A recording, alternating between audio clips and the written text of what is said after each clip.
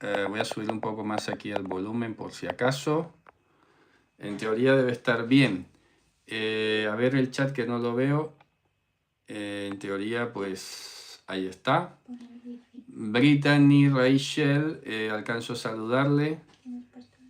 Sí, está todo en orden. En teoría está todo funcionando bien. A ver a quién más saludo por allí que no sale el chat.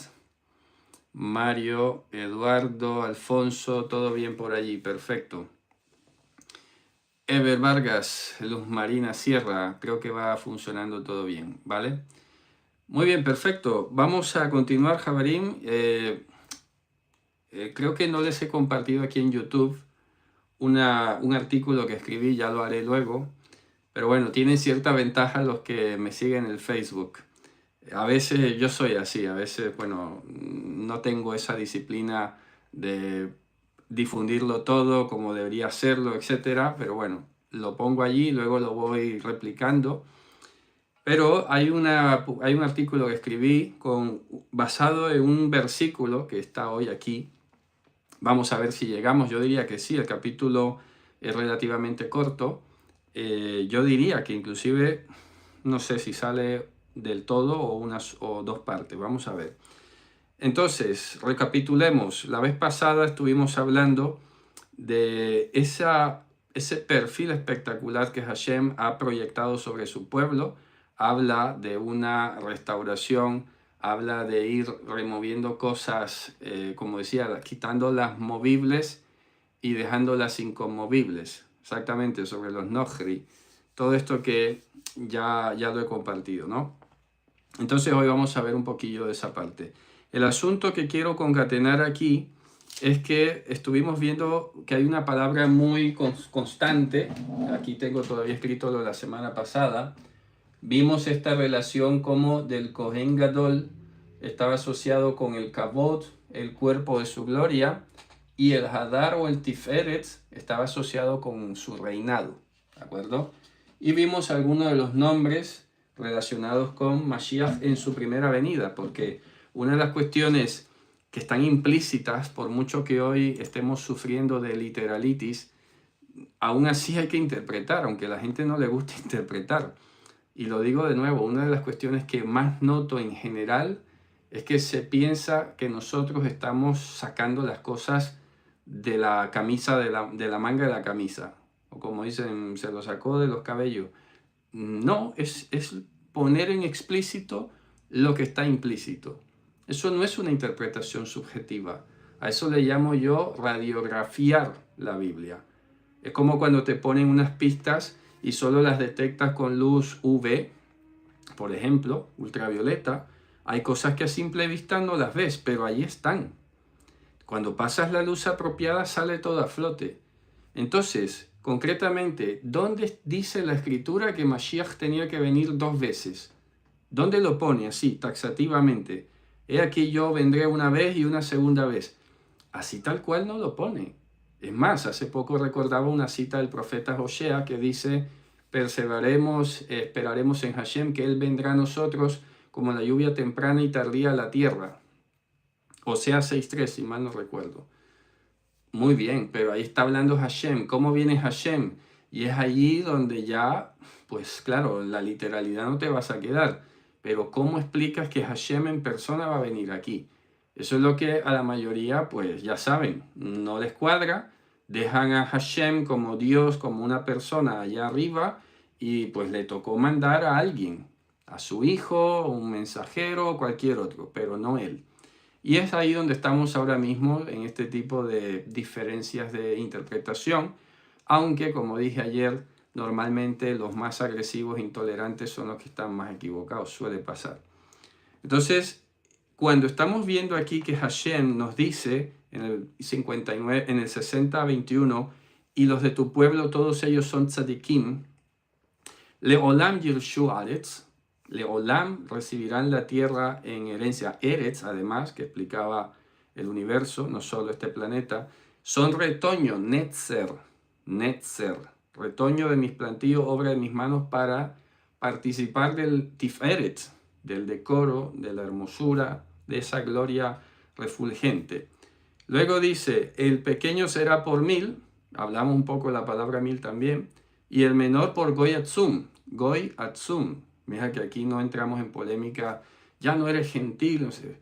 Piensas en Goy y punto. El problema es cuando se habla en otro idioma y la gente se pone a discutir sobre lo que se dice en español y no se dice en español. Aquí dice Goy Atzum, punto. Y no nos hacemos películas. Y concluye, yo Hashem, y ahí sale Yud He Vav He, yo Hashem en su tiempo, en el tiempo asignado por él, para ese evento, lo apresuraré. Ahishenna. Entonces, inclusive a los sabios del Talmud, a los rabinos del Talmud, se les hizo un poco raro esta frase, lo apresuraré. Y ellos, bastante curioso, que eso yo lo he dicho aquí muchas veces, lo conectaron con una paradoja que había entre Zacarías 9 y Daniel 7. Zacarías 9 que dice, aquí tu rey, alégrate Sión, porque aquí tu rey viene montado de un pollino, hijo de asna, pero Daniel dice, he aquí que viene con las nubes del cielo. Lo muy importante de esto es que en el Talmud ya se aceptaba que los dos pasajes hablaban de Mashiach. Como he dicho muchas veces, ellos no tenían muy claro la naturaleza del Mashiach. He explicado además muchas veces que cuando se analiza la literatura del siglo I, sí se alcanza a ver que algunos veían en el Mashiach el Memra de Hashem, y el Memra de Hashem era simplemente la corporeidad de Dios. Otros no lo veían así y terminaron degradándolo, terminaron diciendo que Metatron era esa expresión visible, pero no era Dios, que es ahí donde se han quedado algunos, y otros finalmente terminaron diciendo que el Mashiach era un humano. O sea, yo lo que quiero enfatizar es que esto de ver al Mashiach como un humano, en realidad es bastante más tardío. Era muy tardío. Fíjense que es verdad que hay algunos grupos, algunos movimientos que se agarraban de la literalidad que dice, tiene que ser hijo de David, pero bien que Yehoshua respondió a ese asunto. Y dijo, si es hijo literal de David, literal, ¿cómo es que David le llamaba mi Señor? Y fue tan clara y objetiva la respuesta de nuestro Señor y Dios que dice el texto que nadie le pudo refutar. ¿Cómo es que nadie le pudo refutar y hoy la gente piensa que sí le pueden refutar? Eso es lo que yo no entiendo.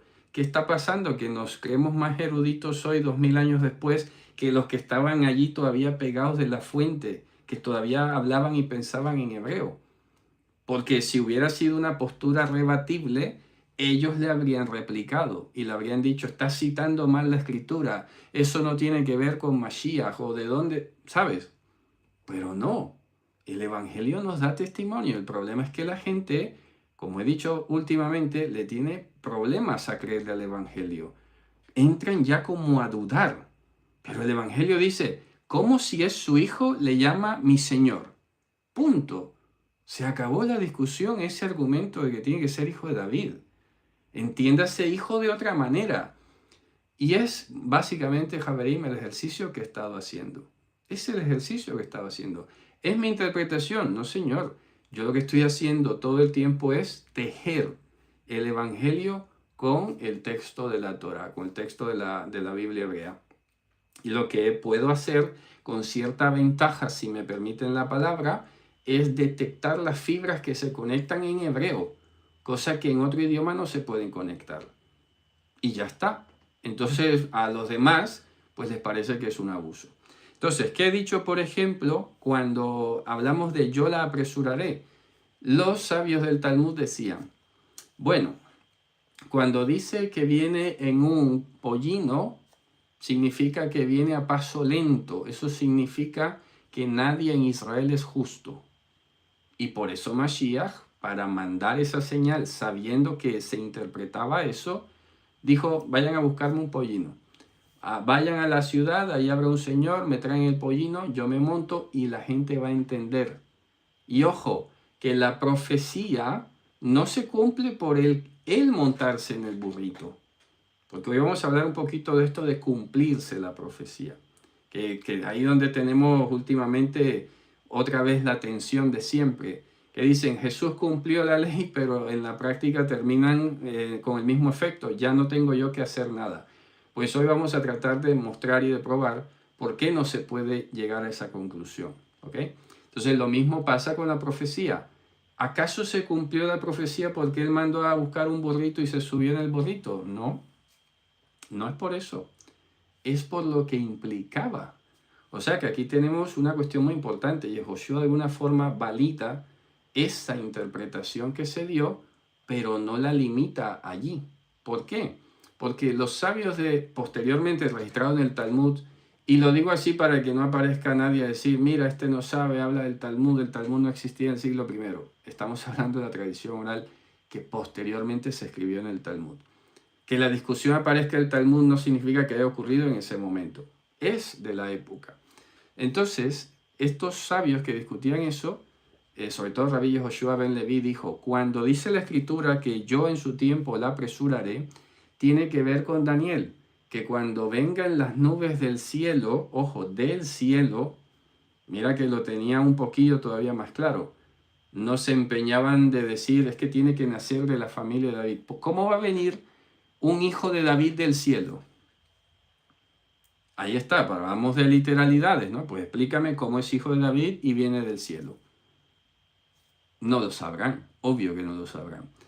Entonces, Rabbi Joshua ben Leví decía, cuando viene con las nubes del cielo significa que viene rápido, que viene con una gran emoción, de tal manera que se cumplirá lo que está escrito, yo en su tiempo lo apresuraré, porque todo Israel es justo.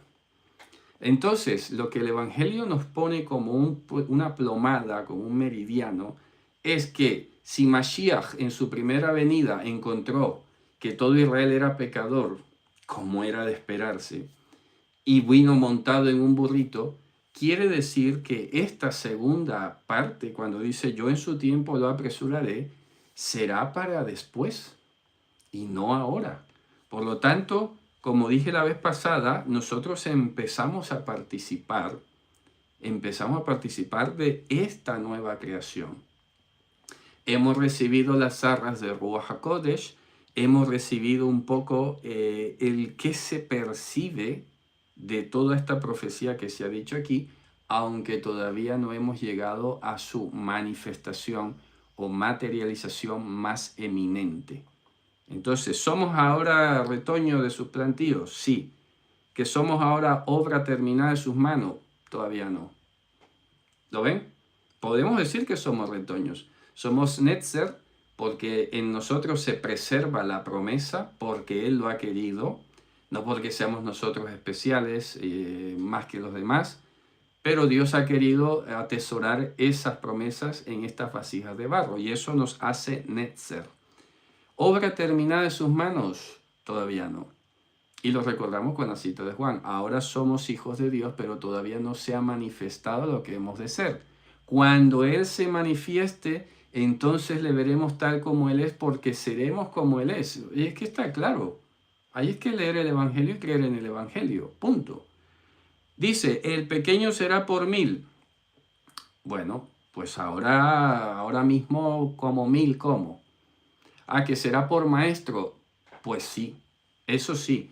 Acuérdense que yo lo expliqué en el libro de Kohelet, que la palabra Elef también se puede traducir como maestro, ¿de acuerdo? Entonces tú dices, el pequeño será por un maestro o por un líder. Pues sí. Recordemos esa parte nada más para que veamos cómo la profecía en hebreo es más versátil de lo que la gente piensa en castellano. Pero si nos vamos a cuartelar en lo que dice mi traducción y no en las probabilidades de lectura que me flexibilizan la profecía, pues mal vamos.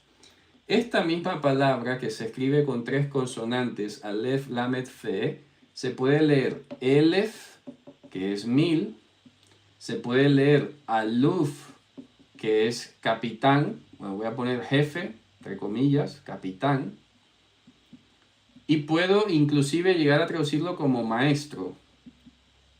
Y luego se puede traducir como Aleph, que es un buey. ¿De acuerdo? Y el verbo lealef, o el verbo que tiene que ver con enseñar. Estas 3 letras se pueden leer de diferentes formas. Entonces, si aquí yo digo, el pequeño será por 1000, tú dices, por 1000, pues como que raro, ¿no? Vamos a ver cómo funciona. El pequeño será por un maestro. Ah, pues eso tiene sentido. Así funcionaba. Ya en el mundo venidero entenderemos como más exactamente si es 1000, cómo es por 1000. Pero ahora nos sirve entender que el pequeño será por un maestro. Dice, ah, pues tiene sentido. Y el menor por Goy Atzum. ¿Acaso somos un Goy, una nación potente, poderosa? Bueno, según qué nivel lo veamos, pero físicamente hablando no. Todavía no, somos débiles. Ni siquiera tenemos todavía el concepto de nación formada como tal.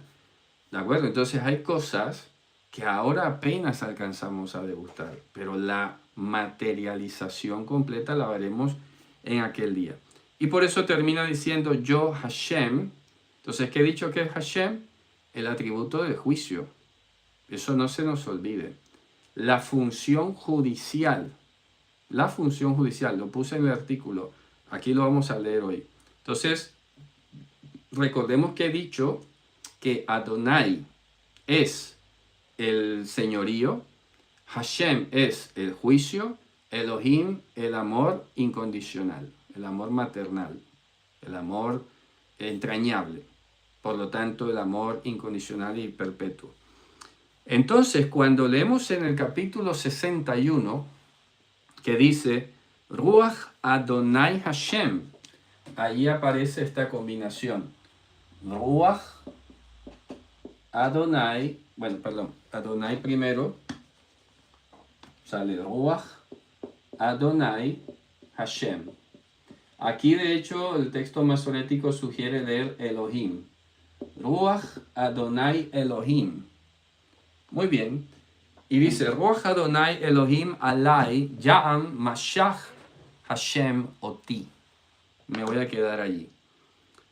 El Ruach de Adonai Hashem, dos atributos.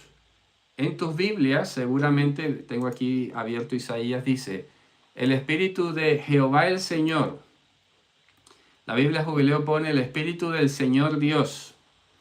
Y la Biblia de las Américas pone el Espíritu del Señor Dios. Estamos teniendo un problema allí. ¿Por qué? Porque primero no se nota la función de atributos de estas dos palabras.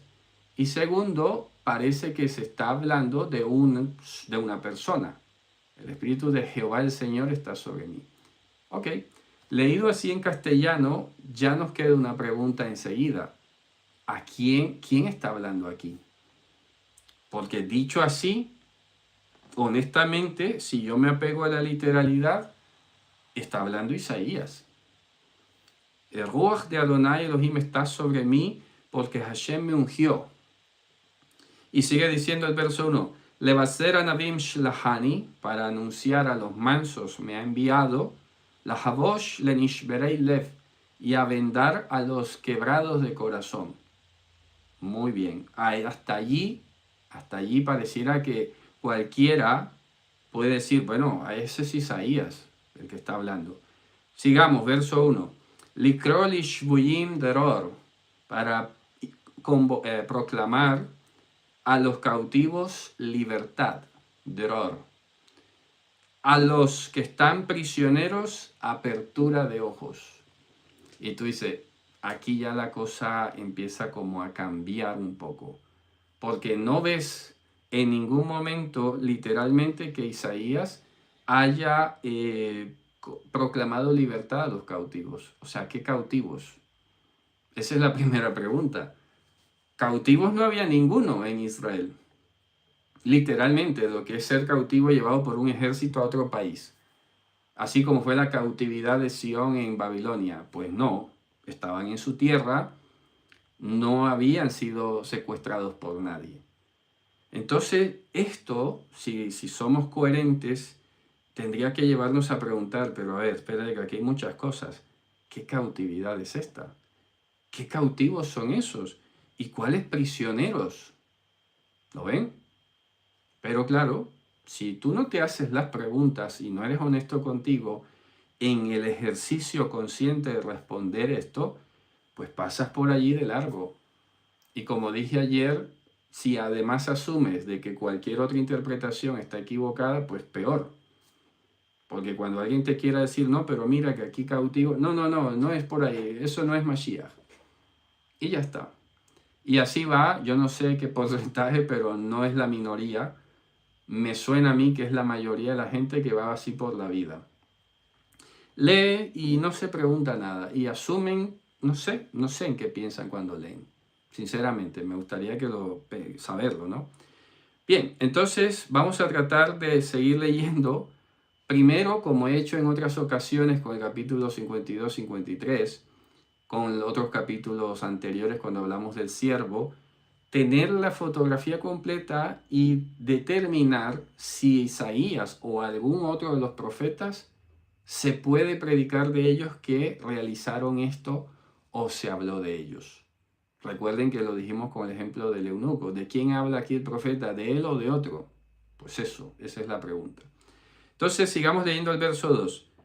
Dice el que está aquí hablando que el Ruach de Adonai Elohim está sobre él, que Hashem lo ungió para anunciar, y dice el verso 2, para proclamar el año de la reconciliación de Hashem y el día de la reivindicación de nuestro Elohim, para consolar a todos los enlutados.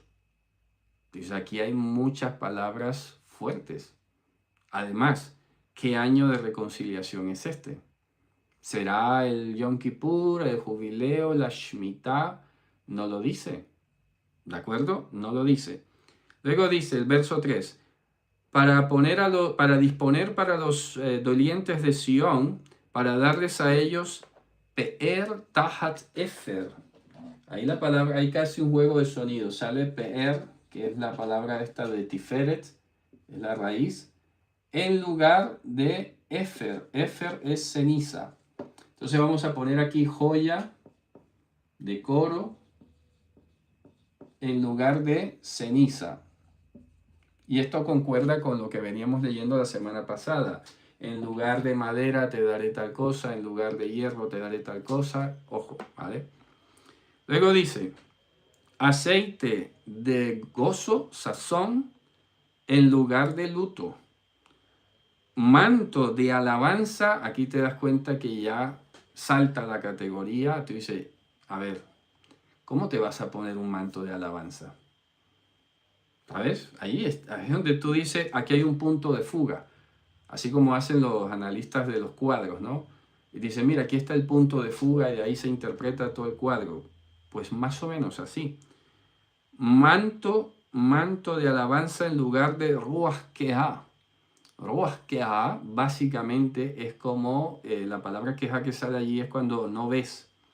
Como sopor, un ánimo que no quiere ver nada o que no puede ver nada. Una motivación ciega, diríamos en castellano normal. Entonces fíjate el contraste, el manto de alabanza.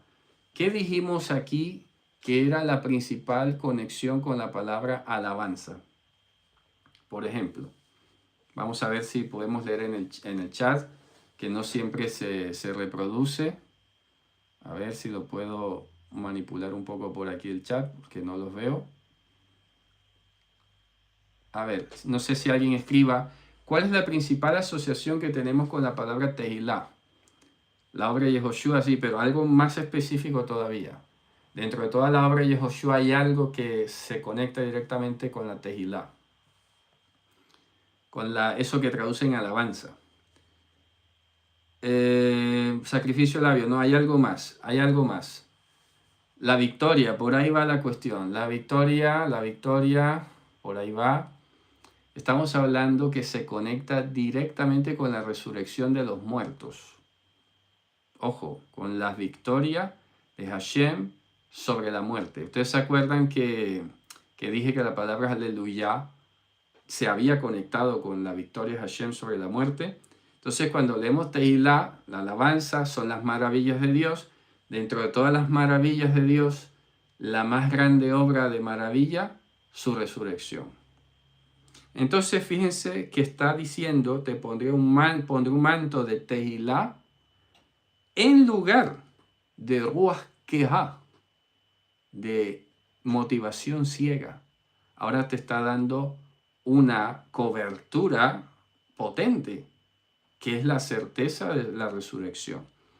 Luego dice, y a ellos, fíjate tú, a los enlutados de Sión, la pregunta es, ¿qué enlutados y por qué? ¿Y cuál Sión? Muchas preguntas. Por eso es que nos podemos demorar aquí un montón de tiempo tratando de responder todas las preguntas que nos estamos haciendo, porque todo importa. Entonces tú dices, claro, pero ¿por qué son enlutados? ¿Y cuál Sión? La de aquí, la de arriba, porque ahora cuando ya tienes todas las fichas completas sobre la mesa, puede ser un poco desafiante, un poco a veces abrumador, pero es que tienes que ser capaz de responder organizadamente, orgánicamente, todas estas preguntas. Y es así como se crece en el intelecto, ¿no? Entonces dice, les será llamado a ellos Eilei HaTzedek, Eilei HaTzedek, que esto se puede traducir literalmente como carneros de la justicia. Ojo, carneros de la justicia, viene de Ayil, pero bueno, que se puede entender como los fuertes de la justicia, no pasa nada, pero ahí dice Eilei HaTzedek. Y luego dice, plantío de Hashem, vuelve a repetir la palabra plantío, Matá Hashem lehitpaer, y vuelve otra vez a enfatizar la palabra lehitpaer, que tiene que ver con Tiferet. Esta palabra peer en verbo es lehitpaer, y tiene que ver también con la palabra tiferet.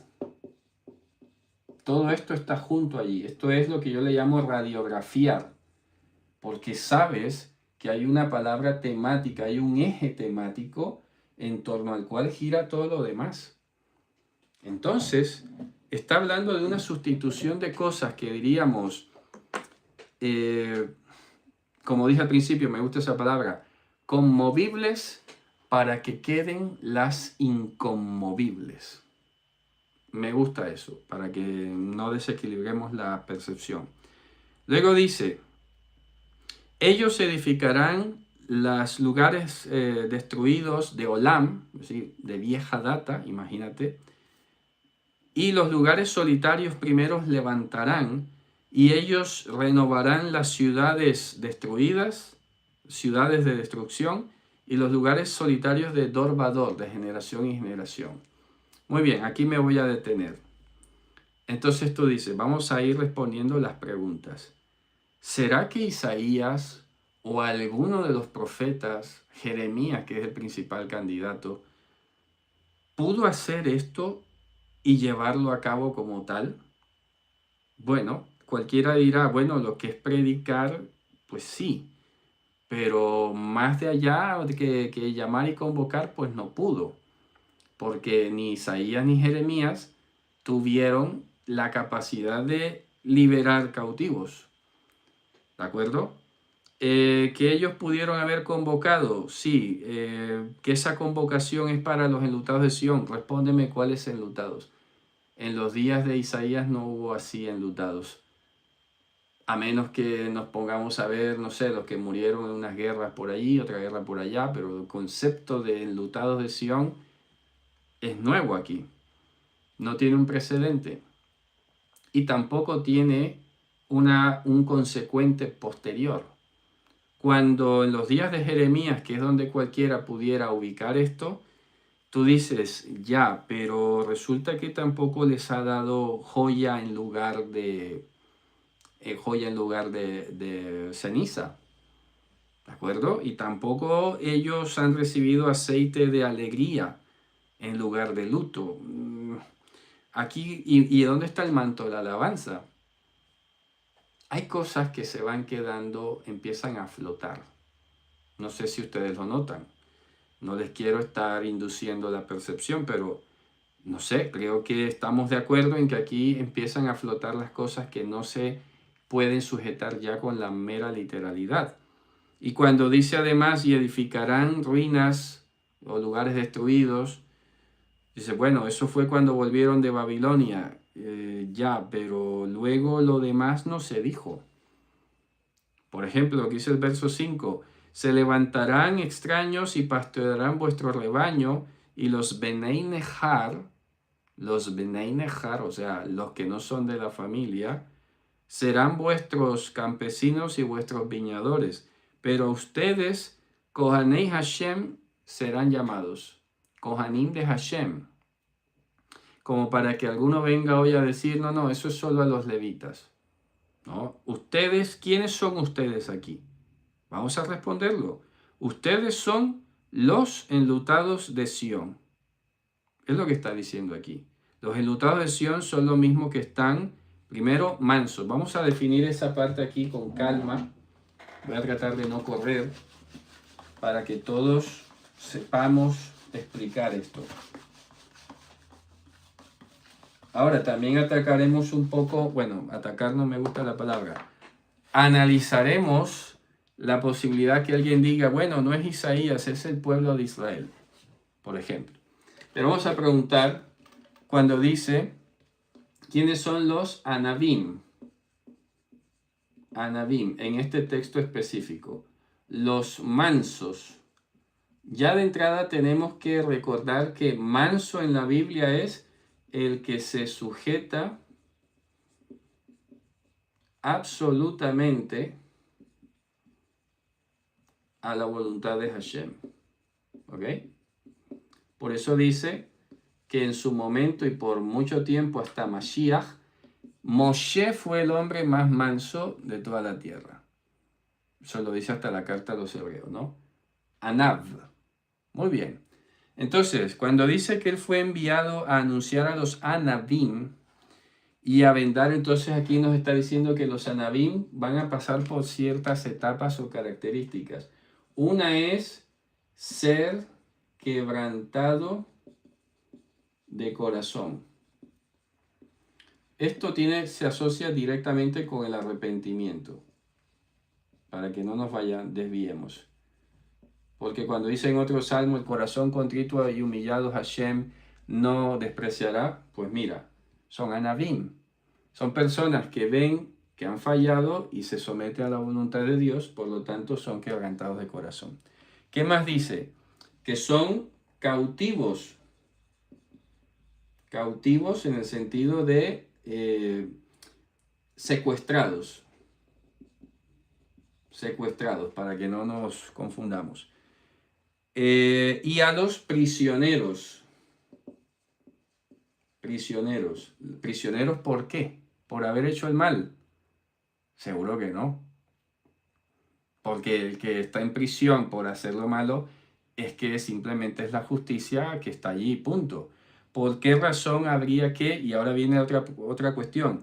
Y es que en castellano no se nota, pero cuando dice y a los presos apertura de la cárcel, en todas dice lo mismo, liberación a los prisioneros, pues resulta que en hebreo, para que lo sepan, cuando dice liberar a los prisioneros, en hebreo sale la palabra pakoach. ¿Y saben qué es pakoach? Específicamente, abertura de ojos. Apertura de ojos.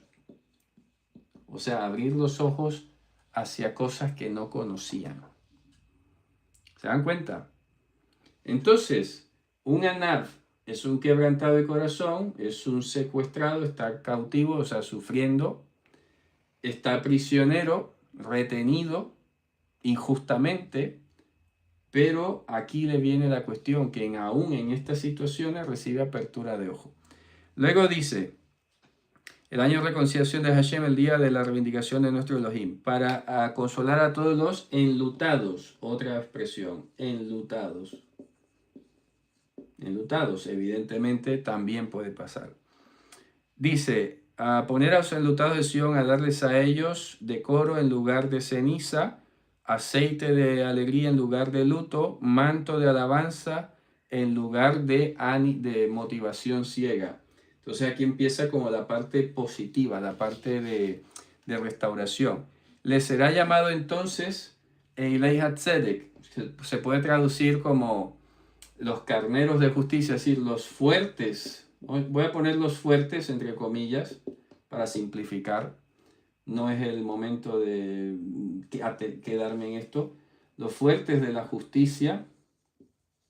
Ok, tzedek, además, tzedek.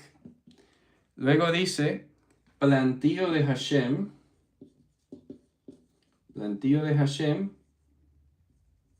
lehitpaer, para tiferet, voy a colocar aquí, para tiferet, que ya la palabra la conocemos. En hebreo sale el verbo lehitpaer. Bien, entonces vamos a quedarnos aquí porque luego cuando dice el verso 5, saltemos, y se levantará, el verso 6, y vosotros, Kohanei Hashem tikareu. ¿A quién se está refiriendo con vosotros? A estos anabim, a todas estas personas que de una u otra manera han pasado por todo este proceso, y se les va a llamar entonces Kohanei Hashem. Kohanei Hashem y Meshartei Elohim.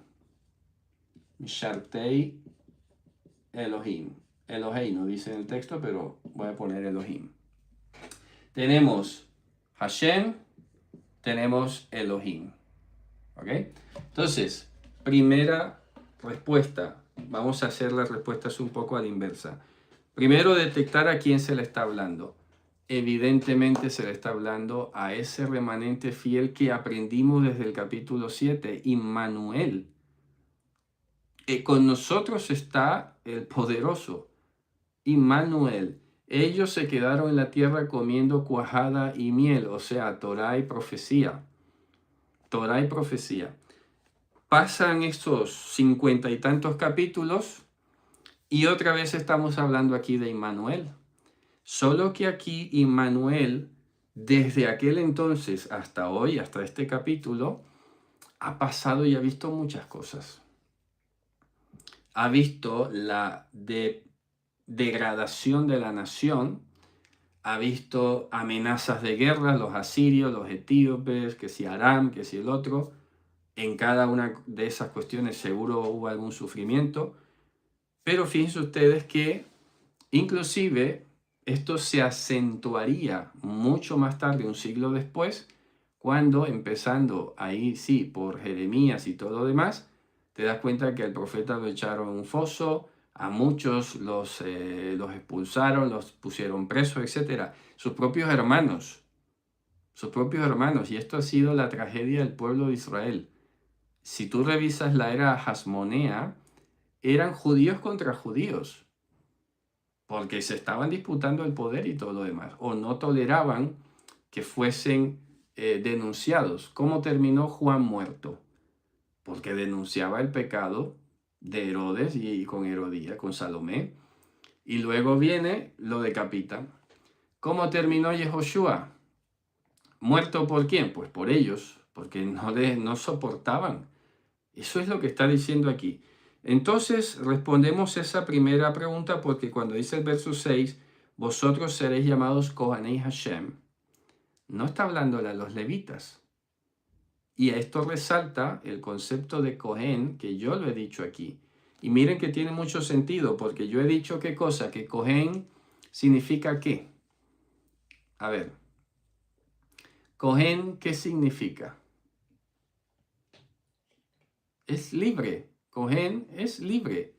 Eso no te va a salir en ningún diccionario, que ese es otro problemilla. ¿En qué diccionario sale tal cosa? Y dice, ya, es que los diccionarios que tú conoces son no son teológicos, son diccionarios de idioma nada más. Pero ahí tenemos que ser muy claros. Una cosa es un diccionario de hebreo de la superficie de la literalidad y otra cosa es el diccionario teológico, que se acordarán, de eso no hay. No hay diccionario teológico de la Biblia hebrea. Sí hay diccionario teológico del Nuevo Testamento, los que quieras, pero de la Biblia hebrea no hay. Y ahí está el detalle. Entonces, claro, es muy fácil venir y ridiculizar. Mira, aquí no hay ningún diccionario que diga que Cohen significa libre. Punto. Entonces ya te gané. Estás equivocado. No has leído lo suficiente. ¿De acuerdo? Entonces, fíjense que explicaba que Cohen significa libre porque en la antigüedad la sociedad se clasificaba básicamente en dos grupos, los que eran libres y los que no. Y de eso tiene que ver el mandamiento, como lo expliqué en su momento, no mezclar lana con lino. Lino es la vestimenta de los libres. Lana era la vestimenta de los pobres, de los esclavos, de los que estaban esclavizados. Eso es un mensaje muy fuerte. No mezclar lana y lino es que no vivas vida de libre y vida de esclavo a la vez. Así que esa literalidad, miren cómo escala un mensaje tremendamente teológico, profundo. Sí, está bien guardar el mandamiento de no combinar lana y lino. Eso está muy bien, te da una pedagogía, le enseñas a tus hijos, se aprende, ya. Pero tienes que ser capaz de escalar y decir, que esto no se lo sacó Dios por capricho, que esto no es por, no sé, cosas. No, tiene una lógica, tiene un mensaje. Entonces, fíjense ustedes, al decir aquí que los anabim, los enlutados de Sion, van a ser llamados Kohanim, estamos hablando de libres.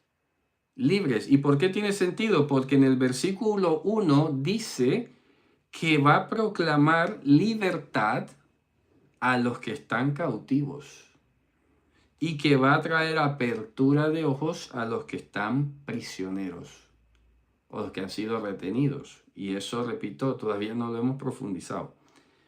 Dice entonces que esta libertad que está contenida en los Kohanim, fíjense que yo lo dije también en Éxodo 19, el proyecto original, la visión original que tuvo Hashem es que, dice el texto, Atem tihiu li mamlechet Kohanim, ustedes serán para mí un reino de Kohanim, Goy Kadosh, nación Goy Santo. Entonces, si el plan original es que todos fuesen Kohanim, es que eso era el propósito original. El sacerdocio levítico mostraba esa libertad, por supuesto. Excelente. Porque acuérdense que los levitas fueron los únicos que se apartaron del becerro de oro. Ese apartarse del pecado es un pequeño halo de lo que es ser libre, de no dejarse llevar y arrastrar por corrientes, aunque la mayoría vaya para allá. Tú eres libre porque tienes capacidad de discernir, de juzgar basado en la verdad. Y si Hashem dijo a través de Moshe, espérenme que yo voy y vengo, pues esperas que él va y viene. Punto. Y eso es lo que te hace Cohen. Pero claro, si todavía seguimos pensando que Cohen es sacerdote, un tipo que se la pasa ofreciendo incienso y sacrificios y rituales, pues claro, aquí no tiene ningún sentido. Entonces habría una contradicción y todo lo demás. ¿De acuerdo? Entonces todo el mensaje efectivamente cuando dice que Yehoshua nos hizo libres, es que está hablando de esto. Está hablando de esto, los Kohanim, los que somos libres en la voluntad de Hashem. Los que somos libres gracias a escuchar su voz. Todos los grandes puntos de inflexión de la historia bíblica se dieron siempre cuando el protagonista de la respectiva historia escuchó otra voz distinta de la de Dios.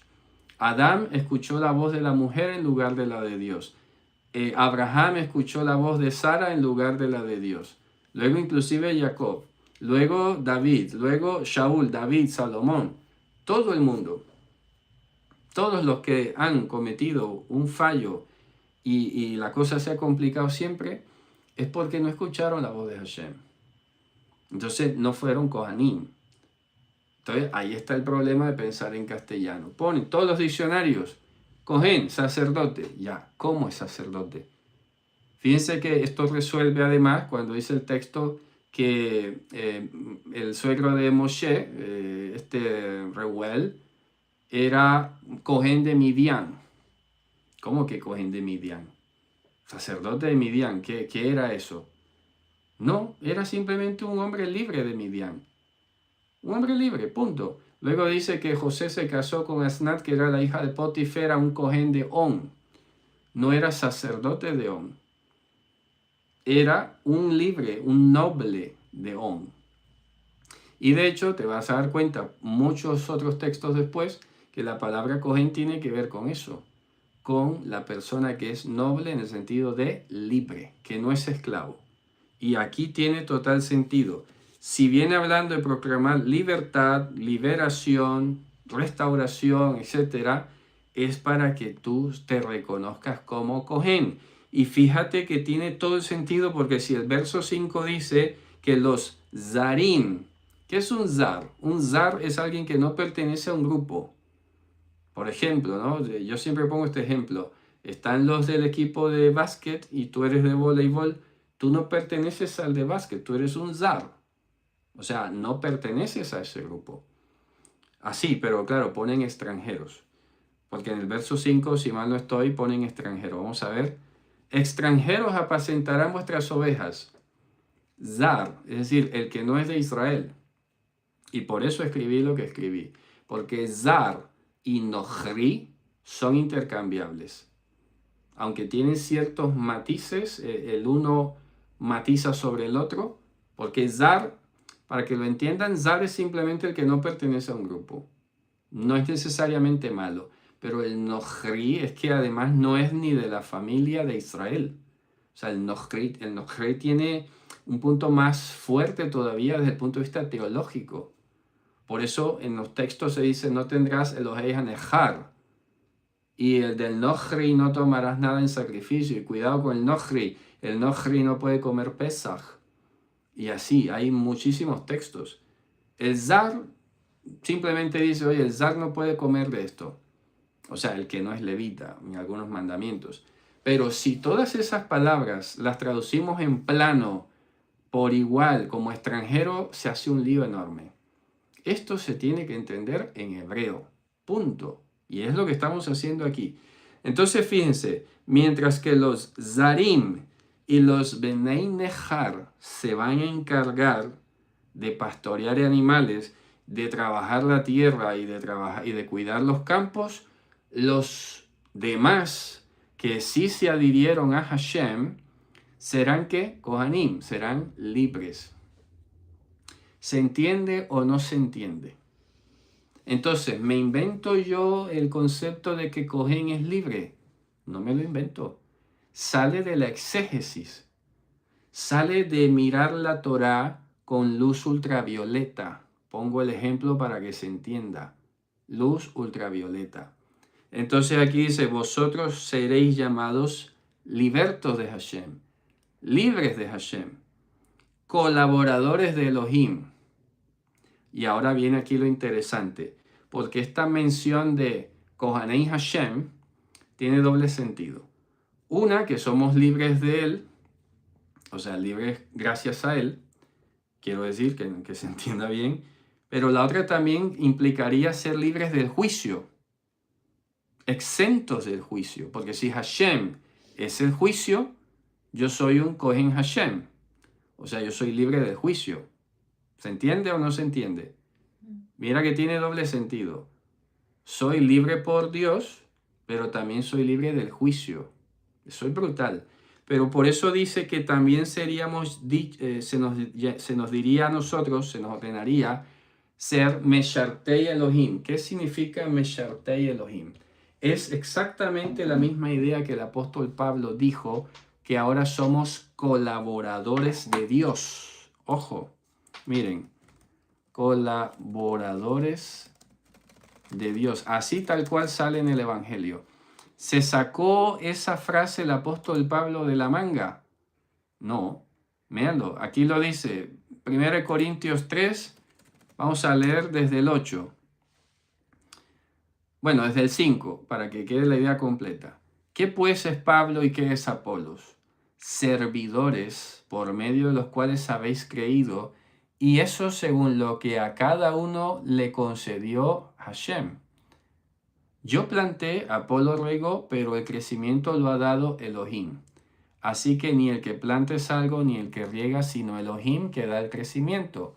Y el que planta y el que riega son una misma cosa, aunque cada uno recibirá su recompensa conforme a su labor. Porque nosotros somos Meshartei Elohim. Ahí lo pueden sustituir directamente. Toma tu bolígrafo, ahí en tu Biblia escribe Meshartei Elohim.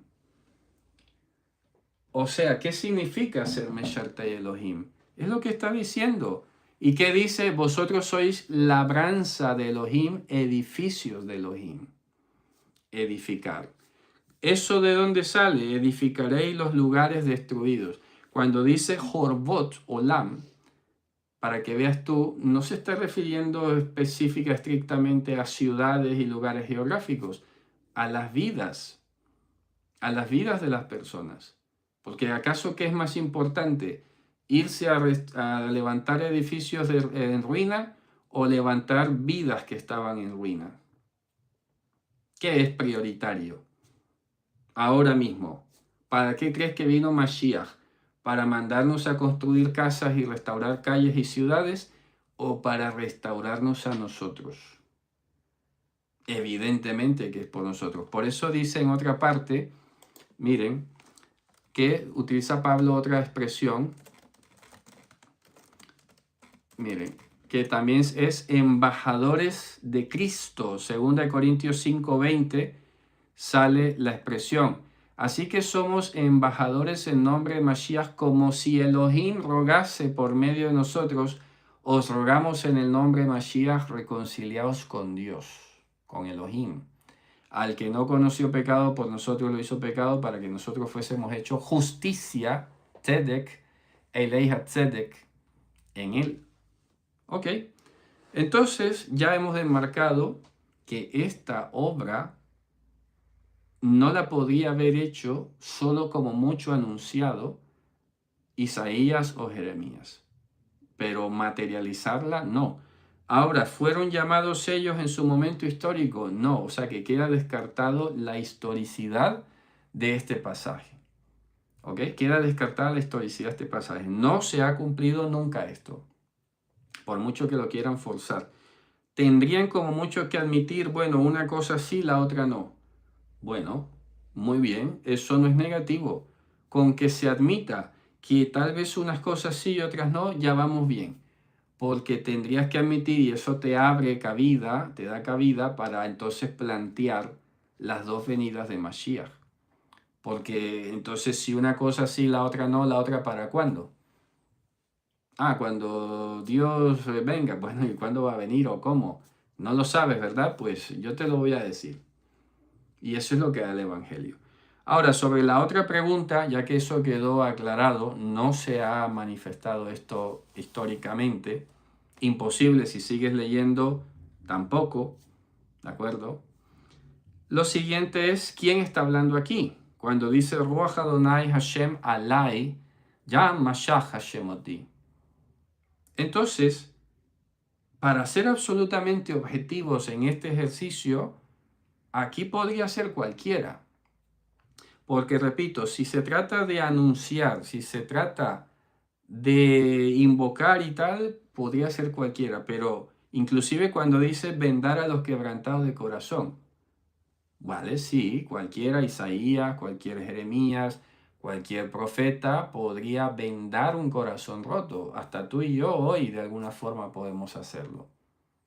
Sí, claro, con las palabras apropiadas se puede, pero aquí está diciendo además, dice, para proclamar el año de la reconciliación de Hashem, reconciliación, por eso aquí dice reconciliados con Elohim, ¿de acuerdo? Y el día de la venganza de nuestro Elohim, para consolar a todos los enlutados. Entonces aquí, repito, para ser absolutamente objetivos y francos, imparciales, puede decir alguien sí, puede ser cualquiera, cualquiera. Muy bien. El asunto aquí cambia radicalmente cuando el Evangelio, que es poder de Dios para salvación, y más que el Evangelio no fue un apóstol, fue Mashiach mismo, quien en un Shabbat, en una sinagoga de Nazaret, se levanta a leer, le dan el rollo del profeta Yeshayahu, y cuando abre el rollo se encuentra este texto.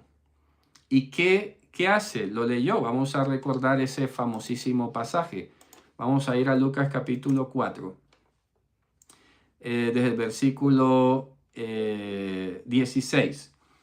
Él vino a Nazaret, donde se había criado, y en el día de Shabbat entró en la sinagoga conforme a su costumbre y se levantó a leer. Ojo, aquí explico algo para los que no lo saben. No es que yo me levanto por mi cuenta. Hay un orden en las sinagogas.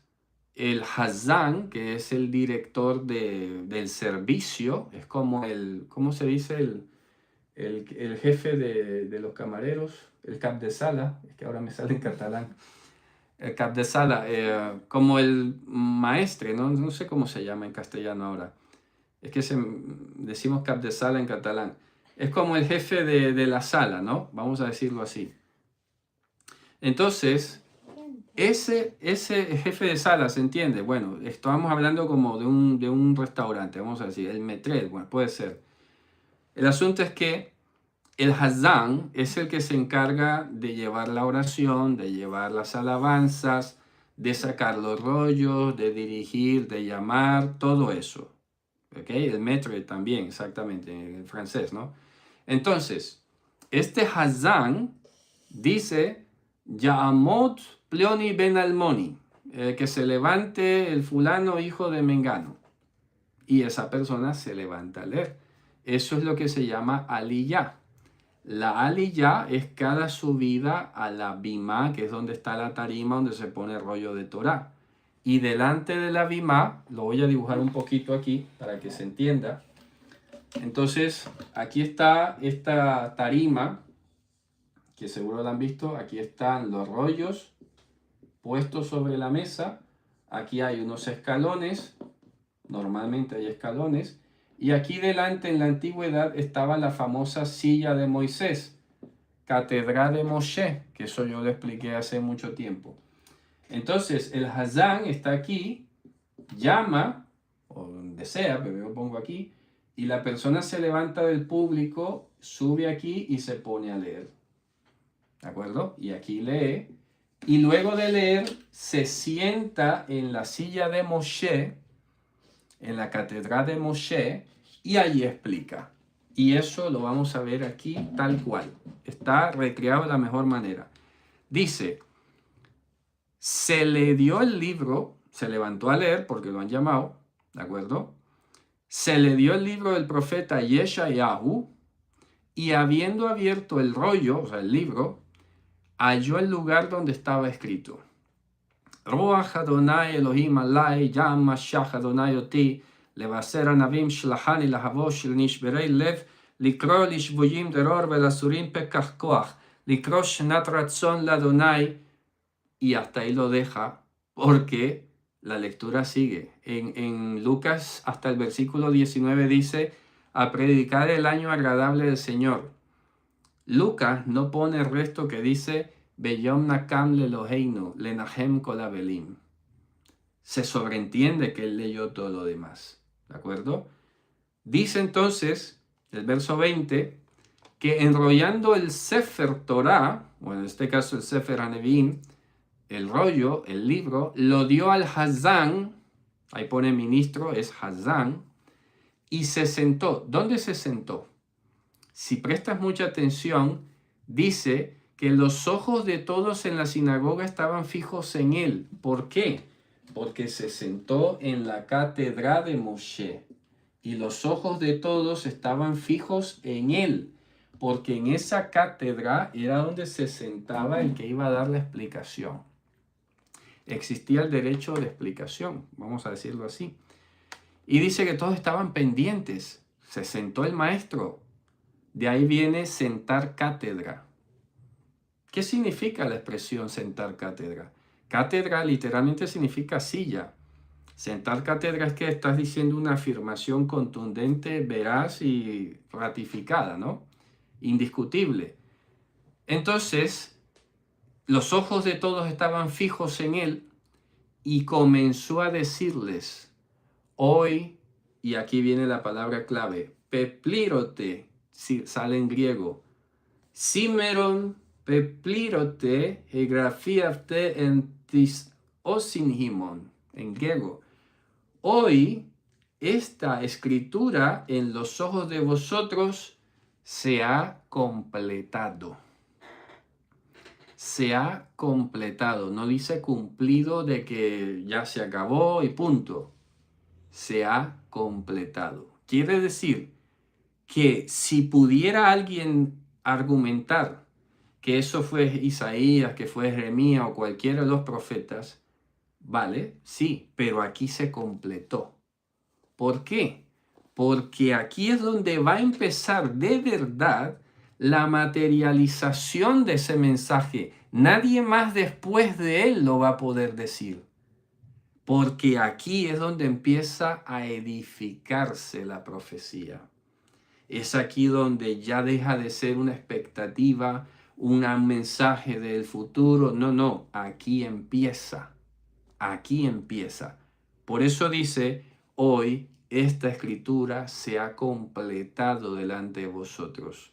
No está negando que pueda ser cualquiera del pasado. No, no. Está diciendo es que nadie del pasado pudo haber hecho lo que ustedes van a ver que yo voy a hacer. Y es aquí donde entonces iba él a traer libertad a los que estuvieran cautivos, a abrir los ojos a los que estaban prisioneros, por cualquiera que sea la dimensión. Y aquí viene lo interesante. Cualquiera de estos que sufre de literalitis va a decir, pero ¿cuándo Yehoshua liberó a los que estaban presos? Si a Juan lo decapitaron en la cárcel. Dice, ya. Por eso empecé con las preguntas. ¿Qué significa esto de cautivo, de prisionero, de enlutado? ¿En qué sentido? ¿En qué sentido? Y a los enlutados de Sión, ¿cuál Sión? Entonces te puedes dar cuenta que estos que están secuestrados aquí o que están prisioneros aquí es por causa de la Sión celestial, por causa de Él. Por eso en el mensaje llamado las bienaventuranzas, el famoso Sermón del Monte dice, Ashreihem, hay felicidad por causa de vosotros cuando los persigan y los ultrajen por causa mía, porque así persiguieron a los profetas que fueron antes de vosotros. Pero tranquilos, que ya viene una nueva era. Entonces, ¿acaso no está escrito que él mismo lo dijo, os echarán en las cárceles, os expulsarán de las sinagogas, seréis despreciados de todos los hombres? Entonces, ¿dónde está el cumplimiento de esta profecía? Es el comienzo de la redención. Eso en arameo se llama Athaltá de Gulá. Athaltá de Gulá. O Athaltá de Geultá también se puede decir, con artículo definido. Athaltá de Geultá. Entonces, si nos ponemos a analizar, lo primero que él hace aquí es introducir la reconciliación. Sin reconciliación no hay nada. Todo lo demás se queda en el aire flotando. Puedes ser libre, puedes abrir los ojos, ya, pero si no estás reconciliado, ¿te das cuenta? Entonces aquí hay una palabra clave que por eso el Evangelio de Lucas lo deja hasta allí. Verso 19, Likrosh nat ratzon la Hashem.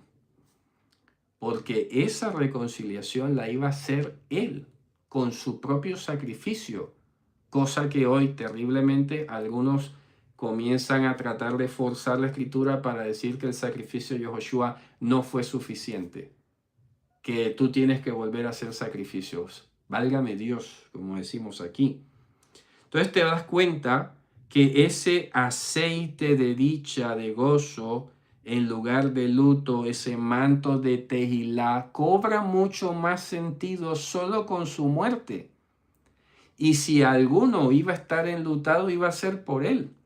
¿Y cómo lo sabemos? Porque Zacarías capítulo 12 ya lo dice. Miren, Zacarías 12, 10, el famoso versículo que los pone a sufrir, dice, derramaré sobre la casa de David, sobre los moradores de Jerusalén, ruajen utefilá, y mirarán a mí a quien traspasarán, y llorarán como se llora por el Benjabejor, por el unigénito, a Yahid, afligiéndose por él como quien se aflige por el primogénito. En aquel día habrá gran llanto en Jerusalén como el llanto de Hadradigmón en el valle de Megiddo. La tierra lamentará cada linaje aparte, los descendientes de la casa de David por sí, sus mujeres por sí, los descendientes de la casa de Natán y sus mujeres por sí, los descendientes de la casa de Leví, etc. Todos los linajes, cada uno por sí y sus mujeres por sí. ¿Por qué está diciendo esto? Lo solo recuerda en Apocalipsis. Entonces, Si había aquí enlutados de Sión, es enlutados por la Sión celestial y es enlutados por Él. Pero les está diciendo, no se preocupen, que yo voy a resucitar, yo voy a vencer la muerte, y es ahí donde dice también otra parte de la Escritura. Miren que esto vale la pena leerlo. Miren, esto sale en Efesios, que está citando un salmo, Efesios 4:8. Por tanto, cuando dice que ascendió a lo alto, llevó cautiva la cautividad y repartió dones a los hombres. ¿Lo ven? Efesios 4:8, y pueden leer todavía más versículos alrededor. Entonces, esa libertad de los cautivos, esa abertura de ojos a los retenidos, se estaba refiriendo a nosotros, a los que seríamos llamados Anavim, enlutados de Sión, la celestial, que además necesitábamos ser libres de la cautividad al pecado, porque no éramos libres del pecado del todo. Por eso dice, a menos que yo los liberte, en vuestros pecados moriréis. Solo yo los puedo liberar. Y claro, aquí no es cualquier cautividad en ningún reino. Bueno, el de las tinieblas sí, el reino de las tinieblas, pero me refiero a ningún reino humano. Entonces, mientras la gente se esperaría que el Mashiach apareciera aquí, a acabar con los babilonios y los persas y tal, pues resulta que fue a liberarnos a todos de la cautividad del pecado y de las prisiones mentales que no nos dejaban ver cosas. Y también vino a traer el óleo de regocijo en lugar de duelo, el manto de la Tejilá con el cual nos cubrimos ahora. Con lo cual Pablo dijo, es que si Mashiach nos resucitó, vana es nuestra esperanza y vana es nuestra emuná. Y eso lo está diciendo que es lo que nos está diferenciando a nosotros en lugar de tener una motivación ciega. ¿Lo ven? Entonces, ¿cómo iba a haber manto de Tejilá sin una resurrección? Aquí lo está diciendo. Y por eso ahora sí podemos decir que somos Eilei Hatzedek. No en su máxima Hadar y en su máximo Tiferet, pero somos Eilei Hatzedek. Somos plantío de Hashem en el cual vamos a participar de esa hermosura y de esa gloria. Y sí podemos decir ahora, como lo dice el Evangelio, que nosotros somos Kohanim. Y ya con esto termino. La primera carta de Pedro, capítulo 3, que a muchos no les gusta, la evaden, etc. ¿Qué dice aquí en 1 Pedro 2:9? ¿Qué dice? Mas vosotros sois linaje escogido, Mamlechet Kohanim, reino de Kohanim, nación santa, Goy Kadosh, pueblo adquirido por Elohim para que anuncie las virtudes, la Tejilá, de aquel que os llamó las tinieblas a su luz admirable. Vosotros que en otro tiempo no erais pueblos, pero que ahora sois pueblo de Elohim, que en otro tiempo no habíais alcanzado Rahamim, y ahora habéis alcanzado Rahamim. ¿Se acuerdan? Oseas, Ruhama, lo Ruhama, etc. A mí, lo a mí. Entonces, por aquí me voy a detener hoy, porque yo creo que ya hemos respondido las dos principales cuestiones. ¿Cómo? ¿Quién está hablando? ¿Y a quiénes le está hablando? Pero aquí todavía hay más para explicar, no me quiero extender. Así que nos detenemos aquí, Javerim. La verdad es que hasta yo me he emocionado un montón. La verdad es que esto es impresionante, porque la Escritura comienza a hablar sola. Y es que comenzamos a ver que no en vano, Él mismo categóricamente ha dicho, esta Escritura se ha completado hoy. Ya no van a esperar más, ya no se va a estar aplazando más. No tienen que esperar que venga otro, ya va a empezar a ocurrir. Y eso es lo que estamos hoy disfrutando nosotros. Eilei Hatzedek Kohanei Hashem. Vamos a proclamar esa bendición con la cual ahora con total conciencia y plena certidumbre en la emuná podemos cantar sin que nadie diga, no cantes eso que tú no eres levita. Baruch Hashem.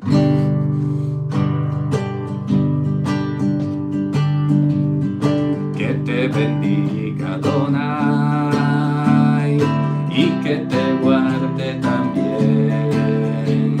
Que Adonai te ilumine, que ponga su gracia en ti. Que Adonai vuelva su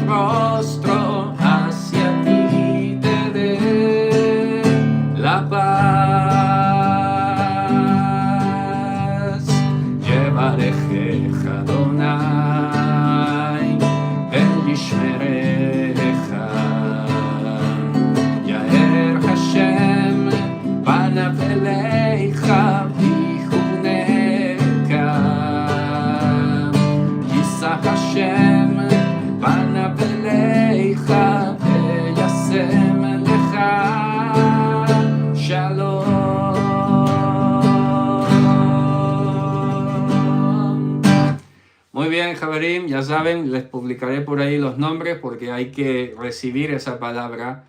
Eilei Hatzedek Kohanei Hashem. Nos vemos entonces en una próxima. Es ahora Shavua Tov y Shabbat Shalom para los demás. Y nos vemos en una próxima, que venga Mashiach pronto en nuestros días. Shalom, Litraot.